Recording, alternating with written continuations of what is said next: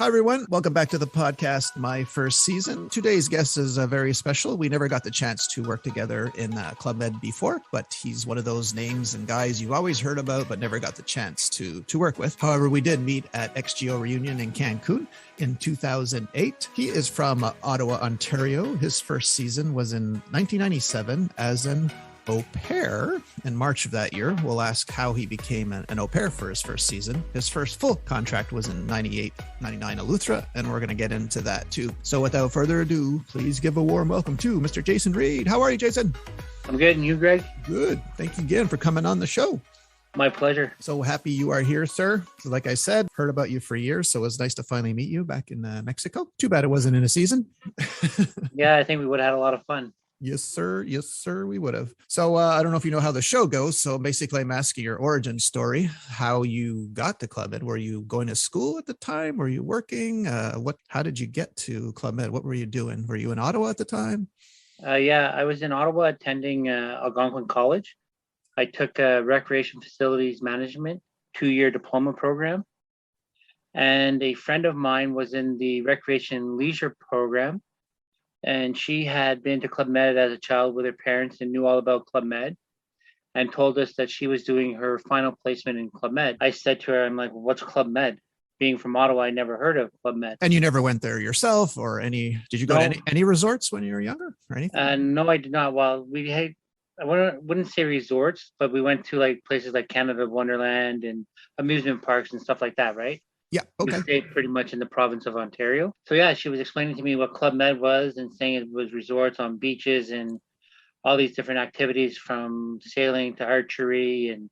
But did you understand it? Because when it was explained to me before, I met a hairdresser but I didn't really get what he was saying because I'd never been on vacation. I'd never been to Club Med.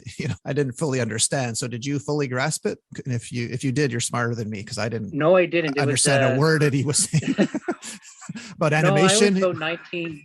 Sorry. Yeah, because he would say, "Oh, we put cows in the guest room as a joke. We sawed a hole in the center of the stage to make a practical joke." I mean, obviously, I found out later on he was an animator, but I didn't understand fully. So I was just curious if you got it right away.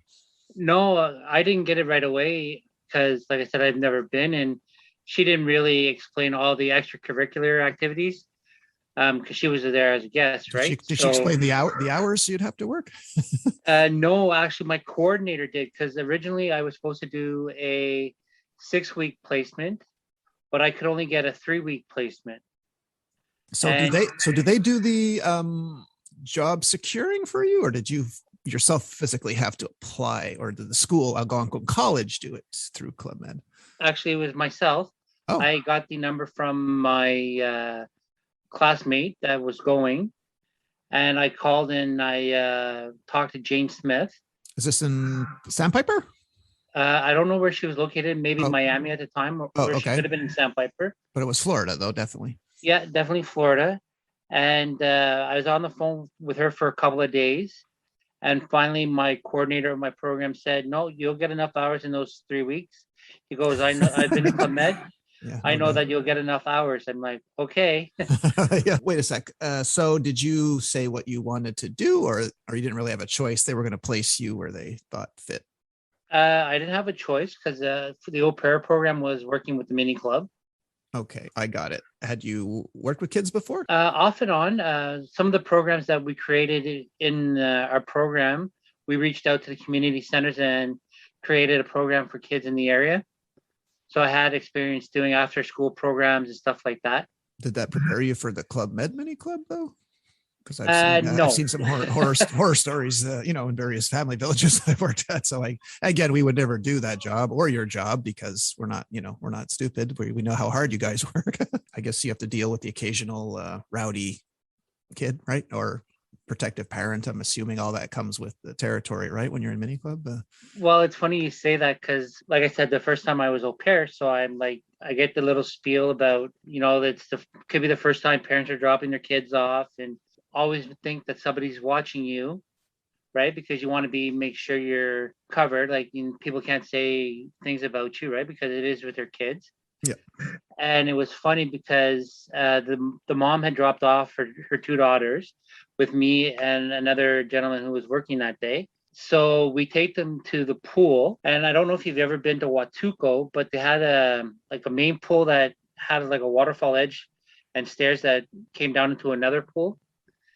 And we were in the lower part of the pool, and the dad was actually up in a bush beside the main pool watching us. And thank God the kids couldn't see him or whatever, but the mom caught him and started yelling at him, like saying, "What are you doing in the bush?"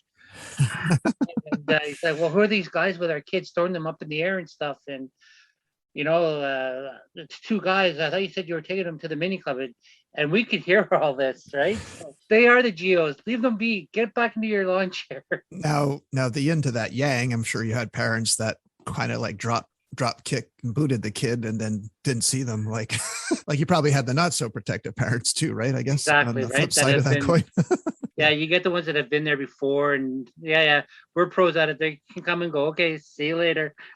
All right. So at what point during these 3 weeks, I guess the first week, did you, even though you're au pair, I'm assuming you had to work the same hours as everyone else?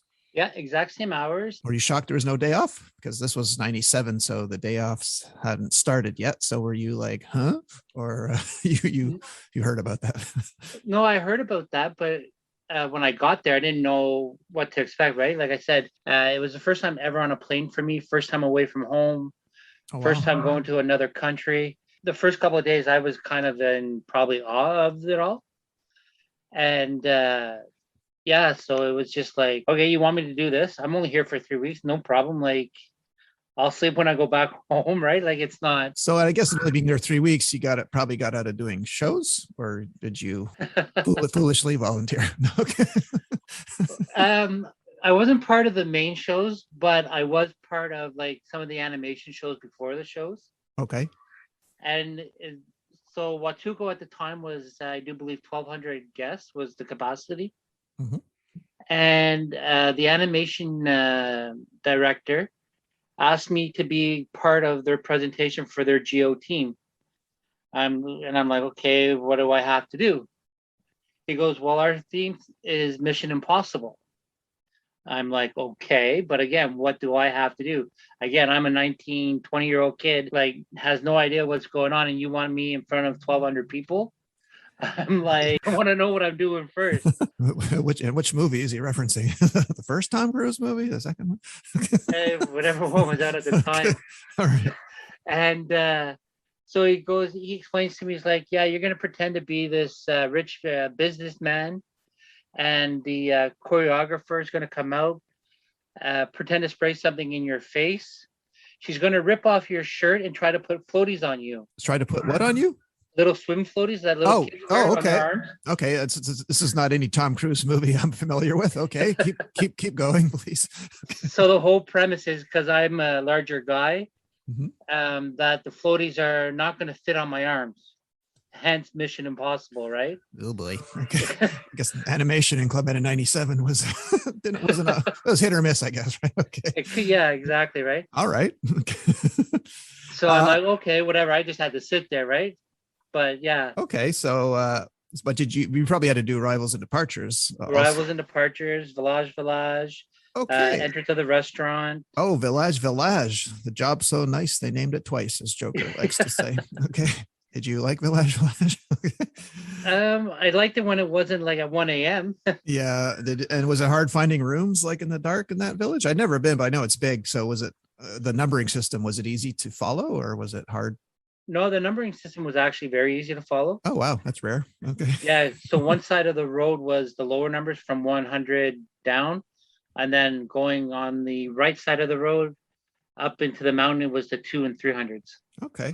All right. So looking at your dates, so this is kind of interesting. You arrived in March, you did 3 weeks in Huatulco 97, and then you told me your first contract was 98, 99. So what happened when you went home after your 3 weeks? Were you bit by the bug? Did you finish Algonquin College? What happened? So that's a funny story too. I left Huatulco to go home and write my exams. And I get back and having a conversation with my coordinator. And he goes, so how did you like Club Med? I said, I loved it. They asked me to stay. And he goes, well, why did you come home? I said, well, I had to write my exams. And he goes, well, we could have faxed them to you and you could have faxed them back. Oh, are you I'm like, serious? you're telling me Oh, this now? Like, God. but So you could have written your exams and without an invigilator present? Is that what you're telling me? yeah, exactly. Oh, God. Okay. All right. So I guess you wrote them and then you finished up that program. I finished up the program, graduated. Okay. I had the Club Med bug. Okay. I worked in a restaurant for a couple of months and it wasn't for me. So I left that job and I bugged Joe Moore, who replaced Jane Smith as the Mini Club recruiter. Mm-hmm. I bugged her, I want to say, for about 3 months straight. Oh, really? Were you like calling or emailing? I was calling her like every other day. She would send me for a couple of stints as on another pair in Ixtapa. Okay. I went 4 times before I went to Eleuthera. Oh, really? Wow. Okay. Yeah. And then I was bugging her after the last stint in Ixtapa. I bugged her for like every other day for 3 months until she said, okay, you're going to Eleuthera. Leave me alone. When you were going au pair, did they at least pay for your plane ticket? Plane ticket. And I even got a small, like back then it was the bar bead allowance. Oh, okay. Yeah. They gave us a small allowance of those. And flight. Were you Mini Club in Eleuthera? Always Mini Club. 7 years. So you never wanted. Okay, 7 years. So not once did you ever think about changing your job? There was a couple times I thought about changing, but yeah, I don't know. I love being around the kids because I mean, I got to do all the activities during the day with the kids. So like I learned how to water ski, sailing, circus, tennis, golf, and it was great because when we had like 1 or 2 kids, we participated in the lessons and didn't have to go back at adult time or. Wow. And you finally got out of Mexico and you went to the Bahamas. I did. So is Eleuthera as beautiful as everyone tells me it was? Yes. Okay. Yeah. Unfortunately, I worked at the other 2 in Bahamas. I never got to that one, but everyone I've ever met who worked there raves about the beauty and how sad they were when it closed and the pink sand beaches. So it lives up to all that hype then, right? Yeah, it does. And the Bohemian people were amazing. Yeah. Oh, yeah. Oh yeah, I love I miss Columbus Isles where I spent 2.5 years of my life. So yeah, I miss the Bahamians there for sure. For sure. Did you have any kind of culture shock at all from I guess even when you did your first 3 weeks in Huatulco, was there were there a lot of Europeans at all, or since you said you never really left country before? No, it's actually a lot of North Americans because of spring break. They because in the States, every week is a different March break around the States. Yeah. So we had people like from the East Coast all the way across to the West Coast at different times. There was some European, but like I said, at that time, it was mostly the Americans getting away for spring break. Okay. And it was a teen village with special programs at special times out of the year. It wasn't a full mini club at that time. So it was just teens? Yeah, but in March break, they went down to the younger ages. Oh, okay. And then as soon as the March break was over, it was back to a teen village. Did you, in your 7 years, were you always changing or did you specialize in a certain age group in the mini club? I was pretty much an 8 to 12-year-old specialist. Oh boy. I did work all the ages, but 90% of the time I was with the older kids. And in these, I think 4 stints you said you did at Ixtapa, were you there for the holidays at all, like Christmas, New Year's? I was there for just after New Year's. Ooh, okay, so in January. So you dodged a couple of bullets there. Okay. And then I was there again for March break. All right. Now in Eleuthera, how long did you spend at Eleuthera? One full year? 1 full year. The only reason why I left Eleuthera was for my brother's wedding. Okay. So what was Christmas like in the Bahamas? Were you was it hard Cold. for you working that day? Yeah. Bahamas in the winter is not always warm, but was it so it's your first time away from home for Christmas, I guess? Yes, it was. Was it like any other day for you, or was it rough? Did you miss your family? I missed my family because Christmas and New Year's was really a big time for family get-togethers for my family. But they all understood that I was loving what I was doing, so they were happy for me. And they were in the snow in Ottawa, and you were on a beach, right? So pretty much. And they were like, okay. It's not fair, but if we understand. Yeah. It's a good trade-off. So now you got a contract. So now the choreographer is gunning for you, I imagine, right? The animation, they're all lined up, right? So did you? Yeah, I wanted to be in every show. For some reason, I just love being on stage. Yeah. Wow. All right. But did you like rehearsals? Well, I was used to seeing rehearsals done in Huatulco. Mm-hmm. So like they would be doing rehearsals at like 1:30 in the morning. Yeah. So you still wanted to do the shows? Many late arrivals. Yeah. And so I mean, I'd be coming from the disco and watching them all rehearse because I didn't have to be in the show, right? So I'm like, I'll party with the guests while you guys rehearse. That's fine by me. Yeah. Go learn that 8 count. Yeah, that intricate 8 count at 1:30 in the morning. And 5, 6, 7, 8. Where do you want me to do again? What? Yeah. Pas de bourre. What? Pas de bourre. Okay. Did you learn some French while you were there? I did. Unfortunately, I haven't used it since I've left Club Med, so I can still understand as long as the people are speaking slowly. But isn't there a large, or isn't there French speakers in Ottawa, or is that a certain area of Ottawa? No, Ottawa is pretty bilingual because of the federal government being located here, and we're right next to the border with Gatineau and Hull. Okay. But for me personally, like in every job I've had, I've never had to use it.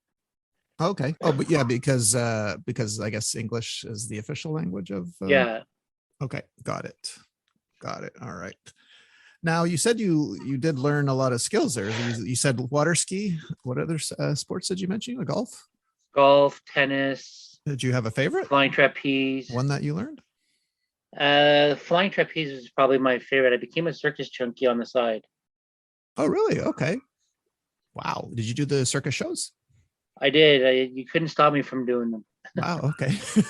I tried it. I didn't like hanging from my knees upside down on a bar. I tried it, but I didn't. It wasn't comfortable for me. So. The whole reason I got into trapeze was when I was in Huatulco the first time. They had roomed me with the Chief of Circus, a gentleman by the name of Darwin. Ah, yes. And so the first time I meet Darwin, he kind of looked like a biker, but a very thin biker. Okay. And in Huatulco, the rooms were only separated by a closet, a movable closet. So technically, he had 2 rooms as a chief of service, and he had to share his room with me for those 3 weeks. And when I found out that he did the circus, I was like, okay, no matter what, I have to try the circus because I don't want him to think that the new guy that he's sharing a room with is a wimp or a coward or a circus snob. Yeah, circus snob. And so I go down to the circus on my free time, and he's there sitting on the bench. I go up, and the guy on the board leans over yells down to Darwin and says, 1 hand or 2 hand takeoff. I turn my head to him. I'm like, 2 hands is fine, thanks. Yeah, isn't your first time supposed to be 2 hands? Or? Well, okay. I didn't know, right? It's my first time. So. Okay. So I take off the board and I do the trapeze, and I'm like, wow, that was a rush, right? And I come off the net, and Darwin's like, I'm so glad you did that. I'm like, why are you glad? He goes, well, because you're my roommate. I said, well, that's part of the reason why I did it. I didn't want you to think your roommate was a wimp or a coward. And so it was funny, we laughed it off. And I think it was like to the end of the first week I was there. We're all partying in the nightclub. I come back to the room, and he's got some friends there because he had one of the only TVs in the village at the time.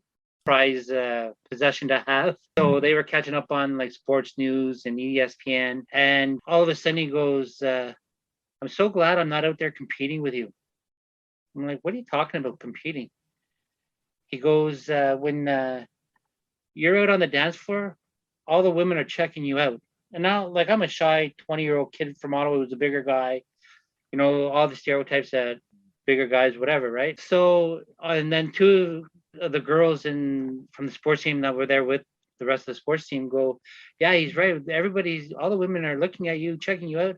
I said, well, that'd be nice, but they could come up and talk to me. Like, yeah, exactly. So like with him, like boosting my confidence and whatever, really helped me come out of my shell, right? So, and like I said, doing the trapeze the first time was such a rush that I just fell in love with it. I learned how to work the board. I learned how to pull safety lines. I taught some of the comedy numbers in the circus shows. Always part of Mini Trampoline. Learned how to do the Spanish web. Oh wow. Okay. Wow. You really got into that. I did, yeah. You could have became a Circus G.O with all that training. No, I couldn't fly or get into the catcher's trap. So. Okay. Was there a circus in Eleuthera at that time? Yes. Oh, there was. Okay, I see. Okay, so Darwin was your roommate in Huatulco, right? Huatulco, yeah. Oh, okay. Now, who do you recall who your chief of village was in Eleuthera? My chief of village was Eleuthera. Oh, okay. Not sure I know that name. Was he had he done a lot of seasons before that? In the European zone. Oh, okay. And I think Eleuthera was his first time in the North American zone, if I'm not mistaken. Yeah, I'm not familiar with that name. Okay, and he was the chief your whole time in Eleuthera? Yes. Okay. Oh, cool. Now, I'm guessing you're the type of guy that then, if you love the shows and circus, you loved your crazy signs. So tell me, what were the crazy signs like in 98, 99? What were you listening to in the Bahamas? Did you have a favorite? What was some of the good ones? Tequila Boom Boom, Tequila Boom Boom, Carnavalera. Oh yeah, I love that one. Man, it's been so long that I. Do you ever hear a song in the grocery store that was played in Club Med, and like I say, you have to physically restrain yourself from moving side to side and clapping? Does that ever happen to you, or you hear a song that you associate with a village? Is that happened to me in a nightclub actually? Oh really?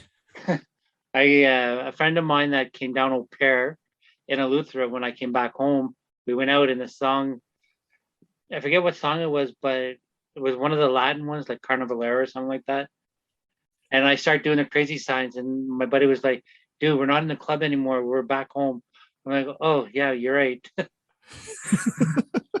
I was at my niece's hockey game, which is, if you ever see 3 or 4 5-year-olds playing hockey, it's brutal. Anyway, so they were trying to jazz up the ambiance, and every song that came on, there was actually an actual DJ there, was a Club Med song. And I said, okay, I can't take this anymore. I got to ask this guy. So I walk up to him, but he's on like a second floor. I go, hey, you up there, did you work at Club Med? And he looks at me, hangs his head down in shame and just starts nodding his head, like it's like I caught him or something, Oh yeah, you can't escape it, right? When you hear those songs, right? It's just it's ingrained in you. Your body starts to go, right? And people are, what's he doing? Why is he convulsing like that? Yeah. Why are there people following him? Is it a cult? And I guess, well, you said you were shy. You mentioned you were shy at the beginning of the interview. So knowing you had to eat meals like 3 times with guests, was that hard at first for you? Since seeing as how they were strangers, everyone. Not that part. Like, I wasn't shy that way. It was just more, I was shy because before I went there, like being a bigger guy in Ottawa, like people criticized me, right, for being big. And like I even had friends in college, they were like, dude, when you're dancing, people are looking at you. Like, you shouldn't dance. And I'm like, that's not my issue if people want to stop and stare, right? But being a young guy, like, it kind of held me back. And then when I went to Club Med, nobody cared about me dancing, right? And I've always loved to dance and have a good time. That's what I miss about Club Med. It was its own utopia. Nobody cared about anything. There was no politics. Nobody cared if you're gay or straight. It was its own little, utopia, I found, Yeah, bigger, small. Did you find that too? Yeah, like nobody. Different colors. It didn't matter. We were all just people working for a common goal, right? Yeah. Yeah, I miss that actually. Yeah, nowadays. It was nice. You're in a bubble, It's sad to say, but the slogan used to be "Life as it should be," and that is so true. Yes, and the antidote to civilization. Yeah, I like that one too.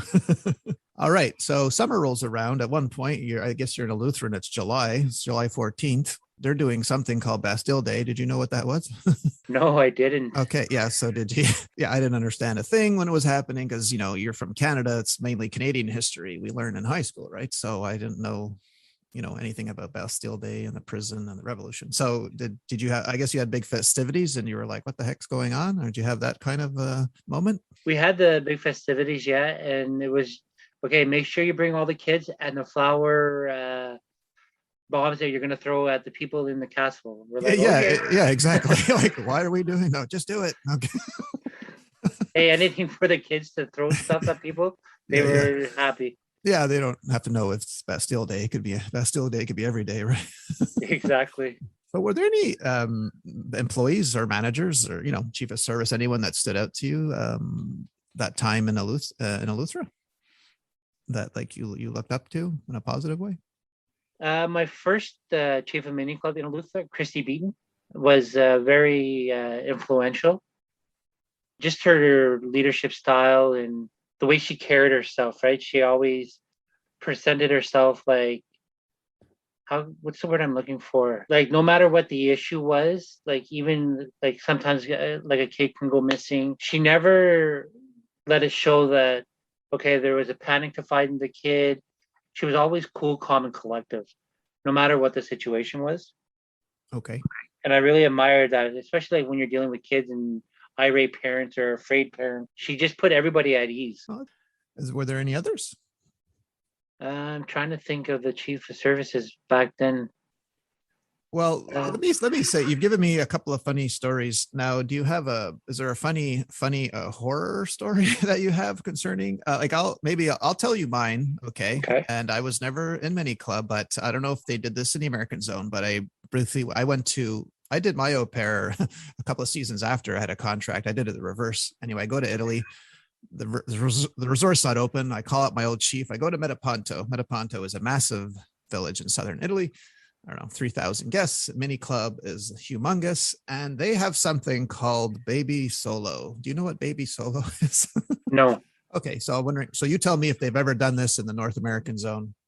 If you have the misfortune of going by the reception during dinner, which I did because I was new, a very scared and harried receptionist hands you a bell, like a ding dong, and a sign that says Baby Solo. So what you have to do is go to every restaurant in the village, and there was like 4 or 5, and you ring the bell and you hold up the sign. Now, what happens is, to back up a bit, when the parents are eating, a lot of them keep the kids sleeping in the room. So a security guard on a bike goes round and round all the rooms. When he hears a baby crying, he writes down the room number on a pad, gives it to reception. So reception, if you walk by, you're automatically given the bell and the sign with the room number, and you have to go and clang that bell until you find that parent out of 3,000. Okay. Have you ever heard of this before?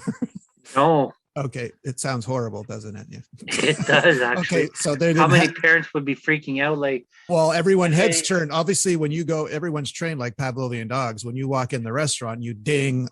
All 600 parents' heads turn towards you, right? So did they ever do this in the North American Zone? Not to my knowledge. Okay, and thank God. Yeah, you quickly learn to avoid reception at all costs because like I said, the resort is massive. It's not a small resort, right? And you have to go to everyone until you find that actual parent, right? So, I mean, we had code words for missing children, right? Like, or a certain phrase. So, like, if you went to another GO, like, you'd tell them that code, right? And then you'd give them a description of what the child looks like, what they might be wearing. But yeah, nothing like that going to the restaurants and causing mass panic to all the parents. Well, they're kind of used to it. Like, the Italians are pretty laid back. Like, they were fine leaving the kid locked in the room. Yeah, that's one thing I noticed about the Europeans for sure. Like, when it comes to like childcare, like they seem a lot more relaxed and reserved with like how they deal with their children, right? Like, compared to North Americans that are so nervous of leaving their kids with strangers and people that they don't know, right? So yeah, exactly. Yeah, so I was curious if there was a Baby Solo in the North American Zone. Not that I know of, and I've never been a part of it, so thank God. Did you meet any celebrities at all during your time in Club Med? I met a few. I met Really? Gina Lee Nolan from Baywatch. Oh yeah, wow. Where'd you meet her? In Ixtapa. Okay. No, sorry. Was it Ixtapa or Eleuthera? Hey, when you're meeting Gina Lee Nolan, does it really matter where in Mexico you're meeting her? Somewhere in the Caribbean. She was pretty easy on the eyes, if I recall. Yeah, she was. Not that I watched it. My friends watched Baywatch. For anyone listening, yeah, I don't know who was in that. I also met Mario Van Peebles, Oh, really? New Jack Dan City. Patterson. Okay, who's Dan Patterson again? That He is the name's... creator of Whose Line Is It Anyways? Oh, wow. Okay, that's random. All right. I also met Jim Brewer. No, really? Oh, Yeah, which resort was that at? that was in Sandpiper. He came down with a radio station. Oh, They really? had a contest, and they came down with the winners that won the contest, and he performed a couple of nights while he was there. He does the best Tracy Morgan impression I've ever heard. I mean, a lot of people do Tracy Morgan, but it's uncanny, his Tracy Morgan. Yeah, exactly. And then I met some like extreme sports stars. Oh, really? Wow. I met Ty Chris or Ty Craig. I forget his last name. Professional rollerblader. Matt Salerno, another professional rollerblader. I guess because that's when they got the half pipe at Sandpiper, I guess. Yes. All right. For Renew. So you said you did 7 years. So what are you able to rattle off the villages you worked at? In order or just in general? No, it doesn't have to be in order because we know already Huatulco, Ixtapa, and Eleuthera and Sandpiper. Was there any others? Guadalupe, Punta Cana, Okay. Huatulco, Ixtapa, Eleuthera, Sandpiper, Punta Cana, Guadalupe. I think that's all of them. Six. So when your years coming in Eleuthera, did you make a request for like an official second season? Did you have to fill out a dream sheet or anything? I did, and Huatulco. I went back to Huatulco actually for another year, and then I had a couple of outside American zone that I wanted to go to, but back then it was a little bit harder to get out. Wait, did you request like you really wanted to go to Huatulco? Yeah, I loved Huatulco. Okay. I don't want to forget any story. Do you have any funny stories from any season? Like if you can share, obviously clean and appropriate, but anything. Yeah, this one is there's two that I can tell you. Okay. So the first one is in Eleuthera. We have, you remember the picnic boats? Yes. We had a family of 20 there on a family reunion. So they asked that I go with the snorkeling G.O for their family picnic that they reserved. I'm like, okay, sure, no problem. And so we go and spend the whole day. We're on the way back, and thank God all the kids were at the front of the boat. I'm at the back of the boat with some of the parents and grandparents. And the snorkeling G.O goes, hey, we have a tradition here. I'm like, okay, what's that? He goes, we hang off the back of the boat, holding onto ropes, and the captain pulls us along for a bit. Yikes. I'm like, okay, no problem. I'll do it. Like, I'll try it. So we're going along, and then all of a sudden, I can just feel my bathing suit coming off. And I'm yelling over to the snorkeling G.O. I'm like, you better tell the captain to stop. Like, because I'm about to lose my bathing suit, and then I'm letting go. He's like, oh, we're not stopping. And he's laughing the whole way. And so finally my bathing suit does let go, and I just grab it with my foot and I let go of the rope, and I pull my bathing suit up really quick, right? Because there's a family of 20 up there. And as I'm getting on board the boat, I guess one of the sisters went and told the other sister that was at the front that she missed the show. She comes back and goes, oh, I heard I missed a full moon. Can I get a repeat? I'm like, nope, not happening. And I kept walking. Good for you. Okay. Yikes. I'm just thinking of the security aspect, dragging people behind the boat. Yikes. Okay. Well, luckily, you didn't get run over, okay, or backed up on. Okay. Yeah, but it was funny though, like just the way she said it, and she didn't miss a beat. I'm like, yeah, and I got to look at you for the next 4 days. Yeah, this is going to be awkward. Yeah. And then another one, I was doing the circus show, and I was dressed up as the catcher's mom in a 50s style dress, and I had bloomers underneath with a heart on the butt. So the whole thing is he's supposed to pull the skirt off, and I'm left in the bloomer. Well, he missed the skirt and grabbed the bloomers.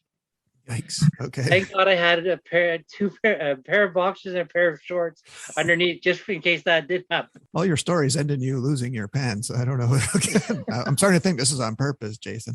Okay. No, definitely not on purpose. Okay. But again, so that was the end of that skit. After that, I was a male model, and I was offering bar books to be caught. I was never anybody's mom again.